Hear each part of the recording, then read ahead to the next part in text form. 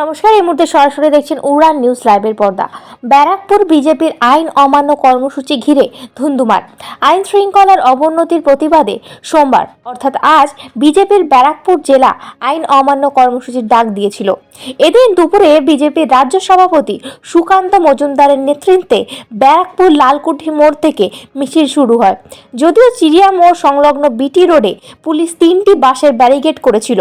প্রথম ব্যারিকেড ভেঙে বিজেপির সেই মিছিল পুলিশ কমিশনার কার্যালয়ের দিকে এগোতে থাকে।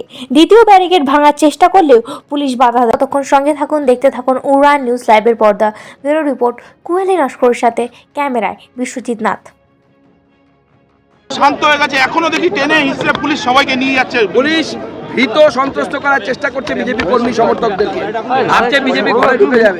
পুলিশ যদি এরকম ভাবে, আমরা অত নিরীহ নই, অত শান্ত নই এবং আমরা অত ভীতু নই। লড়াই হবে, চোখে চোখ রেখে লড়াই হবে। পুলিশকে কোর্টে নিয়ে গিয়ে শেখাবো উচিত শিক্ষা। পুলিশের তরফ থেকে 4টে ব্যারিকেড লাগানো হয়েছিল, যেন মনে হচ্ছিল আমরা তালিবান।